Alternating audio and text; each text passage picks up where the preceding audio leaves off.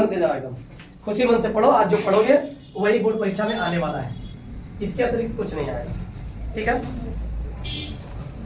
सबसे पहले तो जितने भी लोग बोर्ड परीक्षाएं दे रहे हैं, जो भी छात्र, लोग का मतलब छात्र से, अब ये मत समझ लेना मम्मी पापा काम कर रहे हैं। यानी यूपी बोर्ड परीक्षाएं 22 तारीख से शुभारंभ हो रही हैं, तो शुभ समय है सभी बोर्ड परीक्षार्थियों के लिए। एक शुभ आशीर्वाद, शुभकामनाएं और ऑल दी बेस्ट उन सभी बच्चों को जो बोर्ड परीक्षाएं दे रहे हैं। उन सभी को मां सरस्वती कृपा बनाए रखें कि जो भी वो बच्चे पढ़े हैं वही आए। लेकिन आज के वीडियो में शाम तक ये वीडियो 1 से 2 बार देख लेना।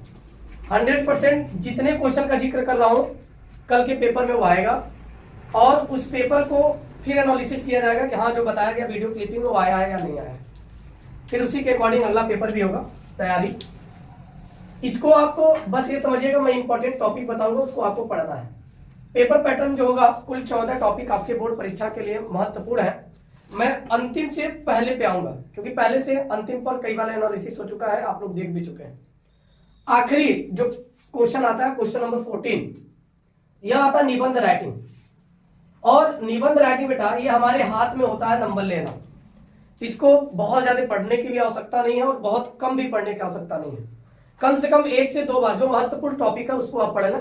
जैसे वेरी वेरी इंपॉर्टेंट है पर्यावरण प्रदूषण, ये इस बार के पेपर में आपको पुनः देखने को मिलेगा 2024 में, पर्यावरण प्रदूषण निबंध वाले में। ठीक है, एक और टॉपिक पढ़ लीजिएगा, दूसरा टॉपिक आतंकवाद। ये 2 महत्वपूर्ण टॉपिक है जो अपनी भूमिका में रहेंगे। ठीक है, पहला क्या, पर्यावरण प्रदूषण, और दूसरा आतंकवाद। ये लगभग 9 अंक का आएगा बेटा। कितने अंक का आएगा? 9 अंकों का। ये 9 अंक मिलते कैसे हैं, हम इस पे बस बात करेंगे 2 मिनट के लिए। बाकी आपके लिखने का जो तरीका आप वैसे ही लिखोगे। क्लियर? सबसे पहले किसी भी निबंध को लिखने के लिए जैसे हमको टॉपिक मिल गया पर्यावरण प्रदूषण, ठीक है, तो हम यहाँ डालते हैं ऐसे प्रश्न नंबर 14। ठीक है, डैश डैश डैश करके क्वेश्चन मार्क करेंगे, उत्तर नंबर 14 डालेंगे। आप कॉपी पे ऐसे राइटिंग करेंगे।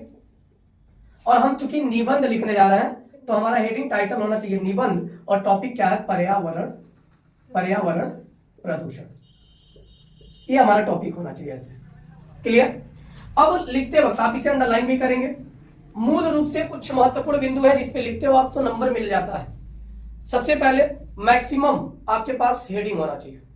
जितना हेडिंग बना के लिखोगे आप उतना ही नंबर मिलेगा। अब ये नहीं कि आपने हेडिंग नहीं डाला और पूरा पर्यावरण प्रदूषण के बारे में विस्तृत रूप से लिख दिया, तो नंबर वहां नहीं मिल पाता है। नंबर लेने के 2-3 तरीके हैं। पहला, लिखने से पूर्व आप एक रूपरेखा बनाएं। रूपरेखा का मतलब ये होता है कि आप क्या चीजें लिखने वाले हो, इंपॉर्टेंट क्या क्या चीजें हैं, उस पूरे हेडिंग को आप रूपरेखा में सजा डालिए। पहला, आप प्रस्तावना लिखते हो, लिख लो प्रस्तावना, मुझे प्रस्तावना लिखना है। पर्यावरण प्रदूषण टॉपिक है तो उसके अर्थ को आप जरूर समझाएंगे, यानी पर्यावरण प्रदूषण के अर्थ। ठीक है, दूसरी चीज, अर्थ आपने समझा लिया तो उनके प्रकार के विषय में आप डिस्कशन जरूर करेंगे। क्या हेडिंग डाल लीजिएगा, पर्यावरण प्रदूषण के प्रकार। अब इन प्रकार में भी आप वायु प्रदूषण, जल प्रदूषण, मृदा प्रदूषण, ध्वनि प्रदूषण, इन सभी का जिक्र कर सकते हैं, नो डाउट। फिर उसके बाद पर्यावरण प्रदूषण से हानियां और कारण दोनों लिख सकते हो। पर्यावरण प्रदूषण के कारण व हानियां। ठीक है, अब जाहिर सी बात है जब आपने सब कुछ जिक्र किया, स्टेप बाय स्टेप एक एक चीज बताते जा रहे हो, तो हमारा एक दायित्व बनता है कि हम उस पर नियंत्रण कैसे करें। यानी पर्यावरण प्रदूषण के लिए रोकथाम या नियंत्रण कैसे करेंगे। और अंतिम बिंदु जो होना चाहिए वह होना चाहिए आपका उपसंहार। क्लियर? यहां आप टाइटल खत्म करेंगे। अब यहां से प्रस्तावना पुनः हेडिंग डालेंगे। और लिखने का तरीका बेटा थोड़ा सा आपका चेंज जरूर होना चाहिए। आप यहां से जो शुरुआत कर रहे हो आप ऐसे लिख रहे हो, ठीक है, हमको क्या करना होता है, कम से कम यहाँ पे जो हेडिंग हम डाल रहे हैं, ये हेडिंग या इतनी दूर गैपिंग करनी चाहिए ताकि हेडिंग स्पष्ट दिखाई दे। यानी उपसंहार आपको लिखना है तो इसके नीचे ना लिख के बल्कि आप यहाँ लिखें वो बेहतर होगा, उपसंहार। क्लियर? कोई डाउट? प्रस्तावना, पर्यावरण प्रदूषण के प्रस्तावना को आप अपने तरीके से जो पढ़े हो, याद किए हो, उसमें किसी प्रकार का कोई परिवर्तन करने की जरूरत नहीं है। लेकिन एक चीज ध्यान दीजिए, जब भी आप निबंध लिखें, निबंध लिखने का जो स्केल होना चाहिए वो अपना मेथड होना चाहिए। मतलब आपकी कुछ व्यक्तिगत विचार, कुछ व्यक्तिगत बातें उसमें इंक्लूड हो, और लिखते वक्त जो चीजें अच्छी लगे उसको आप अंडरलाइन कर लें, कॉमा लगा लें, सिंगल लगा लें, डबल इन्वर्टेड लगा लें, हो सके तो बीच में ब्लैक पेन का यूज कर लें कि हम लिख लिए ये हमारे लिए कोटेशन इंपॉर्टेंट है, उसको ब्लैक पेन से हम हाईलाइटेड कर लें। क्लियर? हाईलाइटर का यूज नहीं करना होता एग्जाम में, इसलिए आप अंडरलाइन कर लेंगे ब्लैक पेन से, ठीक है, और ब्लू पेन से जो कि आप लिख रहे हो। कोई डाउट किसी प्रकार का? ये महत्वपूर्ण टॉपिक है, इस पे आप पढ़ लेंगे। क्या? पर्यावरण प्रदूषण, दूसरा आतंकवाद। अब बेटा जो 13 नंबर क्वेश्चन आएगा, 13 नंबर का, पत्र लेखन में 2 पत्र इंपॉर्टेंट है, एक ऋण प्राप्ति हेतु प्रार्थना पत्र और साफ सफाई हेतु प्रार्थना पत्र। पत्र लेखन के पैटर्न पर बस आपको ध्यान देना है, बाकी लिखने का तौर तरीका वही है, लेकिन पैटर्न चेंज हुआ। क्या चेंज हुआ है ध्यान दो। पहले जब आप लिखते थे ना सेवा में मान लो हम ऋण प्राप्ति हेतु प्रार्थना पत्र लिख रहे हैं, तो किसको लिखा जाएगा? प्रश्न किस हिसाब से पूछेगा ये देखो। प्रश्न कहा ऋण प्राप्ति हेतु भारतीय स्टेट बैंक के शाखा प्रबंधक को आवेदन पत्र लिखिए।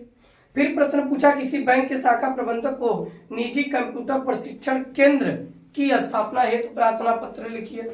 फिर कहा कि इलाहाबाद बैंक के शाखा प्रबंधक को ऋण प्राप्ति हेतु प्रार्थना पत्र लिखिए। फिर उसी में प्रश्न किया कि स्टेशनरी की दुकान खोलने के लिए बैंक के शाखा प्रबंधक को एक आवेदन पत्र लिखिए। अब बैंक के शाखा प्रबंधक को कहा, लेकिन बैंक का नाम नहीं दिया। तो जब आप इसे लिखोगे तो सेवा में क्या लिखोगे? प्रबंधक, क्योंकि प्रबंधक को ही लिखने को कहा है। जो बैंक कहेगा उस बैंक का नाम लिखना, बैंक का नाम नहीं कहता तो जो मन करे वो लिख देना, उसमें कोई जिक्र करने की आवश्यकता नहीं है। जैसे कहा भारतीय स्टेट बैंक को, तो हम लिखेंगे सेवा में प्रबंधक भारतीय स्टेट बैंक, ठीक है, गोरखपुर उत्तर प्रदेश, ठीक है। विषय, अब आप कुटीर उद्योग, ठीक है, खोलने के लिए या स्टेशनरी की दुकान खोलने के लिए, चाहे जिस भी चीज के लिए पैसे देने को कह रहा है प्रश्न पत्र में, वही जिक्र करोगे। विषय लिखोगे स्टेशनरी की दुकान खोलने हेतु ऋण प्राप्ति के लिए प्रार्थना पत्र। क्लियर? ये आपका विषय हो गया। अब विषय में फिर यहां लिखते हैं हम क्या? महोदय। महोदय के बाद कॉमा लगाते हैं। कॉमा में नीचे लिखेंगे कि शाखा प्रबंधक, यही नहीं लिखते हैं कि मान लो महोदय में लिखेंगे आपसे सविनय निवेदन है, यानी शाखा प्रबंधक महोदय आपसे सविनय निवेदन है कि पिछले दिनों प्रधानमंत्री महोदय ने प्रधानमंत्री रोजगार योजना के अंतर्गत शिक्षित युवाओं को 1 लाख रुपए तक लोन देने का योजना चलाई, या लोन देने की योजना चलाई, जिसके अंतर्गत मैं भी एक शिक्षित व बेरोजगार व्यक्ति हूं और मैं एक स्टेशनरी की दुकान खोलना चाहता हूं, और स्टेशनरी की दुकान खोलने हेतु मुझे 1 लाख रुपए की कर्ज की आवश्यकता है। ठीक है, अब कर्ज की आवश्यकता आपने लिख दिया। अब पूरा यहाँ लिखोगे कि मान लो इस हेतु आपकी सेवा में, यानी आपने विवरण सहित अपनी भावी योजनाओं का संक्षिप्त प्रारूप दे रहा हूं। अब पूरा नीचे नाम, पिता का नाम, शैक्षिक योग्यता, जन्म तिथि, जाति, परिवार का वार्षिक आय और अस्थायी पता, और उद्योग यानी जिसके लिए आप लोन ले रहे हैं उसके नाम का जिक्र करेंगे। अनुमानित व्यय का जिक्र करेंगे कि आप दुकान खोल रहे हैं तो किन किन चीजों की आवश्यकता पड़ सकती है। तो पहला दुकान व्यय। अब दुकान व्यय के लिए भाई आप क्या करोगे? फर्नीचर बनवाओगे, तो फर्नीचर पे खर्च डाल दो कि मुझे 20,000 रुपये फर्नीचर पे खर्च करना है। 60,000 रुपये का मटेरियल रखना है। सामग्री यानी माल व्यय, जो कच्चा माल व्यय यानी जो माल ले आओगे बेचने के लिए, उस पे व्यय। अन्य व्यय डाल दो 2-4 हजार, पेंटिंग वेंटिंग का डाल दो। टोटल व्यय जोड़ के 1 लाख रुपए तक पहुंचा दो। अब उतना जोड़ने के बाद लास्ट में सीधे लिख देना है कि आपका भवदी या श्रीमान जी, आप मेरे इस पत्र को ध्यान में रखते हुए अविलंब इसका निराकरण करने का कष्ट करें। आपका भौदी और नीचे क ख ग और फिर लिख देंगे साइड में धन्यवाद। प्रश्न नंबर 12 जो आएगा वो काव्य सौंदर्य तत्व, जिसमें 3 महत्वपूर्ण बिंदु है, रस, छंद, अलंकार। अलंकार आपका आएगा उपमा और उत्प्रेक्षा में से कोई एक। ये बिल्कुल बोर्ड परीक्षा 2024 के दृष्टिकोण से है। जो भी लिखा गया इसमें से कोई एक 23 में पूछ चुका है, 24 में रिपीटेड होगा तो वो आएगा, और जो नहीं पूछा है उसको लिखा गया जो 100% इंपॉर्टेंट है बोर्ड एग्जाम के दृष्टिकोण से। छंद में सोरठा कुंडलिया पढ़ लीजिएगा, दोनों में से एक आएगा, छपा हुआ है। रस में से श्रृंगार रस और बीर रस पढ़ लीजिएगा। बातें समझ में आ रही हैं? सबसे पहले हम बात करते हैं सोरठा की, छंद की हम बात करें। सोरठा और दोहा, ध्यान दो। अगर सोरठा यदि आपको तैयार है तो दोहा ठीक सोरठा का उल्टा होता है। सोरठा का ठीक क्या होता है? उल्टा होता है। यह एक अर्ध सममात्रिक छंद होता है। इनमें कुल 4 चरण होते हैं। पहले और तीसरे चरण में 11-11 मात्रा है, दूसरे और चौथे चरण में 13-13 मात्रा है। यानी पहले व तीसरे चरण में कितने होते हैं? 11-11, और दूसरे और चौथे में 13-13। कोई डाउट? चौथे चरण में 13-13 मात्राएं होती। लेकिन दोहा यदि पूछ ले तो दोहा इसका उल्टा। दोहा में ये तो सोरठा का हो गया, दोहा रहेगा तो कुछ नहीं करना है। पहले और तीसरे में 11-11 की जगह 13-13, और दूसरे और चौथे में 13-13 की जगह 11-11 कर ले। समझ में आ गया? एग्जाम्पल लिखते वक्त मात्रा लगाना बहुत जरूरी है। मात्रा आप कैसे लगाओगे? जैसे मैं सोरठा का एक लिख दूं कि राम स्वरूप तुम्हार, राम स्वरूप तुम्हार, कॉमा बयन अगोचर, एक ही लाइन में है, बयन अगोचर बुद्धि पर, अगोचर बुद्धि पर, कॉमा नहीं, पूर्ण विराम है यहां, बुद्धि पर पूर्ण विराम। फिर कह रहा है अभिगत अखत अपार, अभिगत अखत अपार, नेति नेति नित निगम कह, नेति नेति नित निगम कह, नित निगम कह। ठीक है, ये हमने क्या लिख दिया? सोरठा। अब सोरठा का ये पहला चरण है, पहला, और ये क्या है? तीसरा। ये दोनों एक ही लाइन, ये वाली एक ही लाइन में रहेगी, ये वाली एक लाइन में रहेगी, यानी 2 लाइन में आपको लिखना है। कॉमा के साथ पूर्ण विराम एक लाइन में, कॉमा के साथ पूर्ण विराम एक लाइन में। वीडियो में पूरा वहां तक नहीं आ पाता शायद, इसलिए मैंने इतना लिखा। कोई डाउट? मात्रा लगाते कैसे हैं? ये आपका दूसरा हो गया चरण, और ये हो गया चौथा। हमने क्या पढ़ा कि पहले और तीसरे में कितनी कितनी मात्रा होंगी? 11-11। सोरठा में 11-11 मात्रा लगाएंगे कैसे? चीज जो दीर्घ मात्रा होगी, क्या होगी? दीर्घ मात्रा, उस पे एस का बिगड़ा हुआ रूप लगाते हैं। जो लघु मात्रा होगी, छोटी मात्रा, उस पर 1 लगाते हैं। इसको 1 काउंट करते हैं, इसको 2 काउंट करते हैं। इसको क्या काउंट करेंगे? 2, और इसको 1। मात्रा लगाना बेहद अहम है। मात्रा कैसे लगाएंगे? मात्रा लगाएंगे तो ही आपको नंबर मिलता है। जैसे राम, अब जिस शब्द को बोलने में यानी जिस अक्षर का उच्चारण करने में मुंह खोलना पड़ रहा है, समय लग रहा है, वह दीर्घ मात्रा होती है। जैसे रा मो, तो रा मुंह भी खुला, वक्त भी लगा, यानी ये बड़ा है, ये छोटा है। तो बड़े वाले पे यस का बिगड़ा हुआ रूप, छोटे वाले पे 1। स्वरूप, स्वरूप बड़ी की मात्रा है, तो 2 और 1।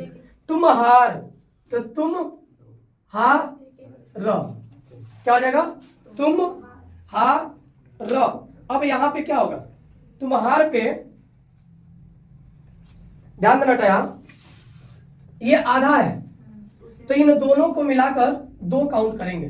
तुम्हार, महा 1 ही पड़ रहा है, तो तुम्हार। अब काउंटिंग करो, तो 2 और 1 3, 3 और 1 4 और 2 6 और 1 7 1 8 1 9 2, तो 11 मात्रा हो गया।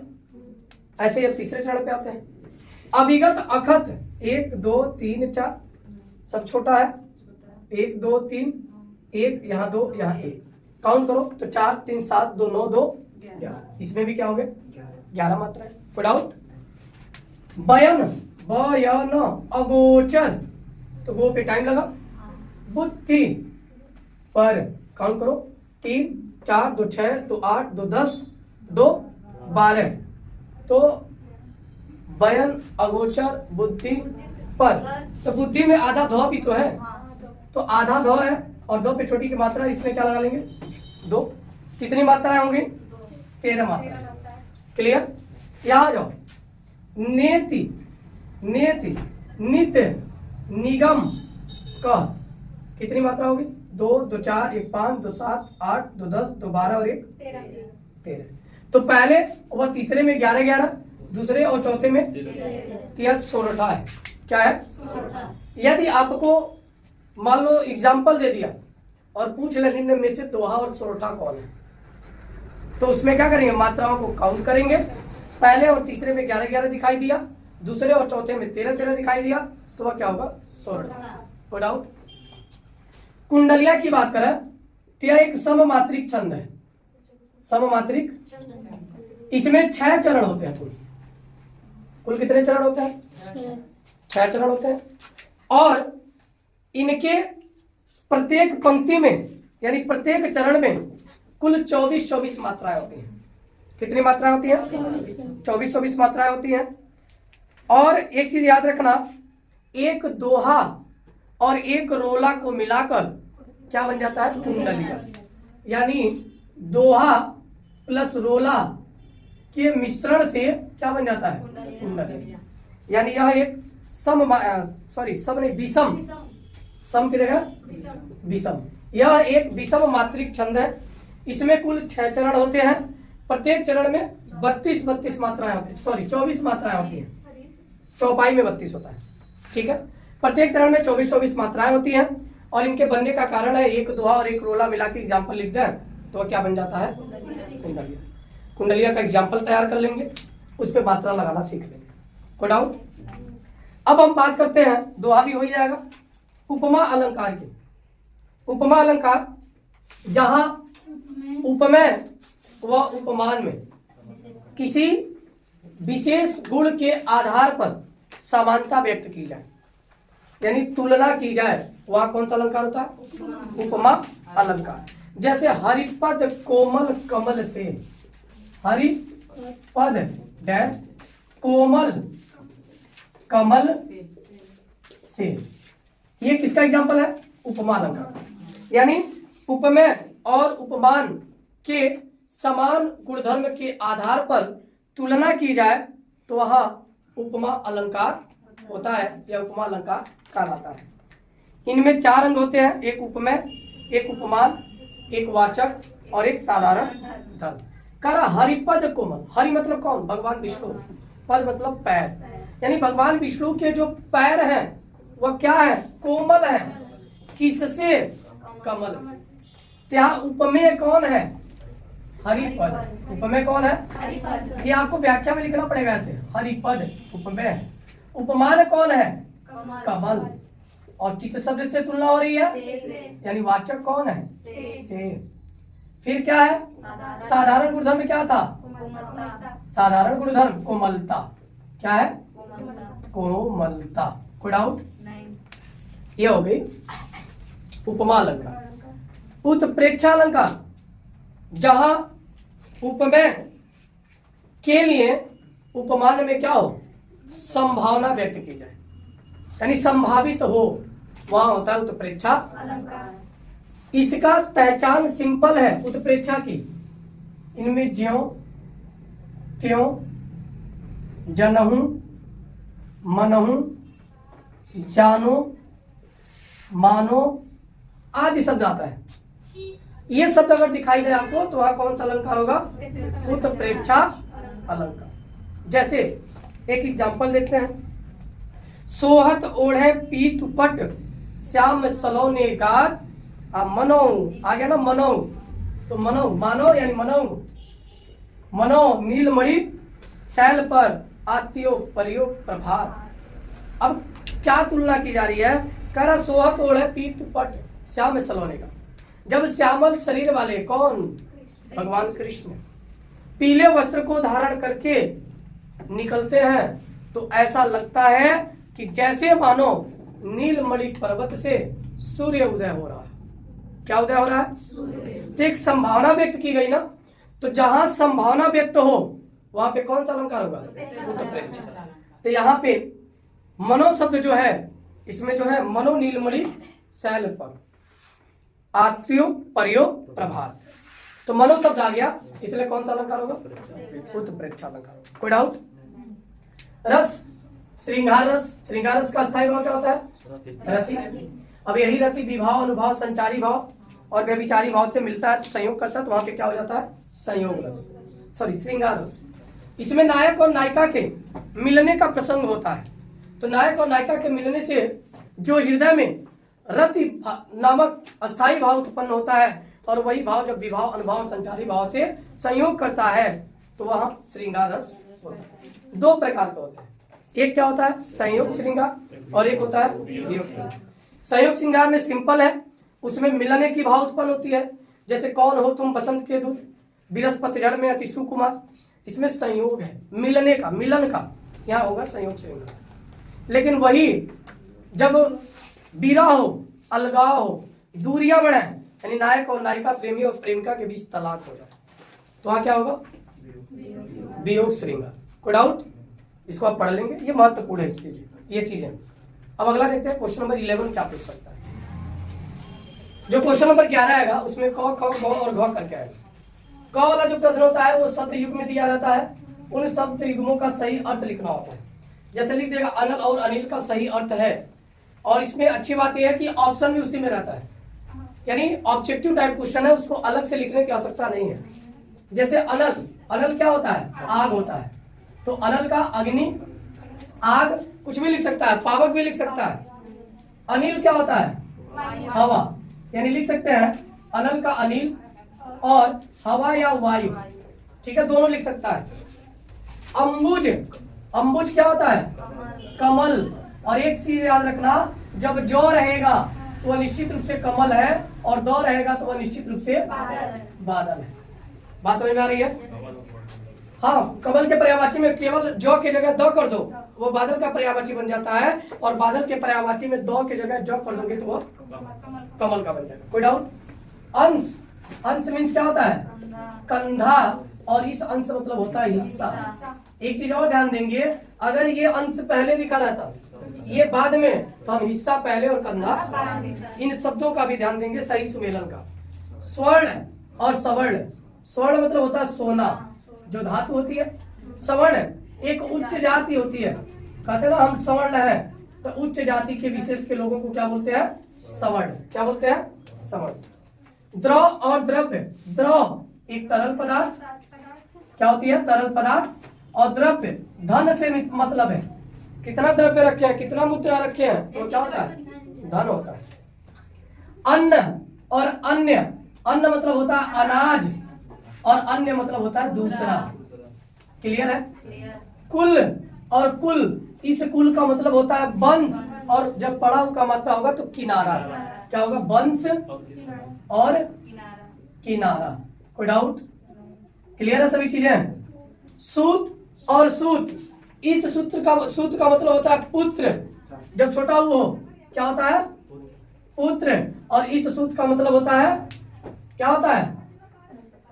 नहीं पता है?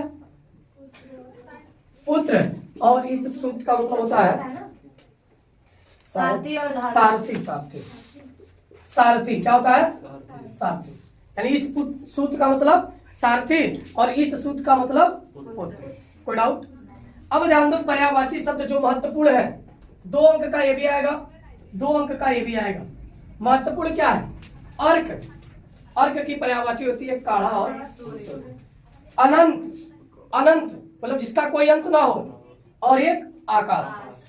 अंबर, अभी अभी हमने लिखा बादल की पर्यायवाची अंबुद, तब यहाँ अंबुद भी लिख सकते हैं, आकाश भी लिख सकते हैं, वस्त्र भी लिख सकते हैं, और क्या लिख सकते हैं? बादल भी लिख सकते हैं। कोई डाउट? क्लियर है? कर, कर एक होता है टैक्स, पहले अंग्रेज लगाते थे, क्या आपका एक कर लग के आया है, आज भी लगता है। हाथ टैक्स और किरण, अब हम जीएसटी देते हैं टैक्स के रूप में, काल, समय और अकाल। चपला का बिजली और लक्ष्मी। पट का पर्दा, वस्त्र। हार का पराजय या गले का आभूषण। द्विज का ब्राह्मण, पक्षी। एक साथ सभी लोग बोलो ताकि याद हो। नाग का क्या लिखा है? हाथी या पक्ष का पास या किसी विषय के विभिन्न पहलुओं में से कोई है। पतंग का मित्र का। तो इतने पर्यायवाची मात्र 2, 4, 6 वही 10 या 12। इन 12 में से 2 आपको बोर्ड परीक्षा में मिल जाएगा, इसकी गारंटी है। और शब्द युग्मों में से भी, यानी जो बोर्ड पे लिखा गया है इन्हीं में से 4 अंक बोर्ड परीक्षा में तय है। यदि आपने तैयार कर लिया तो 4 अंक कहीं जाने वाला नहीं। तो जो नहीं नोट किया नोट कर ला। 11 में ही गौ नंबर प्रश्न क्या पूछता है? अनेक शब्दों के एक शब्द, यानी अनेक शब्द लिखे गए, यानी किसी बात को बहुत लंबा चौड़ा कहा गया, उसी बात को एक शब्द में क्या कहेंगे, मतलब यही है। जैसे जिसका कहीं भी अंत ना हो, अनंत, क्योंकि अभी हम लोग अर्थ देखे, जिसका कहीं अंत ना हो क्या होगा? अनंत। जिसे कोई जीत ही ना सके, यानी जो कभी पराजित ना हो, तो अजेय। क्या होगा? अजेय। बहुत कम बोलने वाला, अल्पभाषी, क्योंकि जिसको भाषा का कम ज्ञान होगा वही कम बोलेगा, यानी अल्पभाषी। अब जैसे तुमको अंग्रेज वालों के साथ बैठा दिया जाए, 4 को अंग्रेज रहे और एक तुम बैठ जाओ, तो बोलोगे? क्योंकि भाषा ही समझ में नहीं आएगी, तो तुम सोचोगे बोलना बेवकूफी है। जिसका वर्णन न हो सके अवर्णनीय, अवर्णनीय। और जिसका वर्णन हो सके वर्णनीय, अ हटा देंगे। कोई डाउट? ईश्वर में विश्वास रखने वाला, आस्तिक। क्या होगा? ईश्वर में न विश्वास रखने वाला पूछ ले तो नास्तिक। उपकार को मानने वाला, कृतज्ञ। और न मानने वाला, मान लो पूछ लिया न मानने वाला, कृतघ्न। क्या होगा?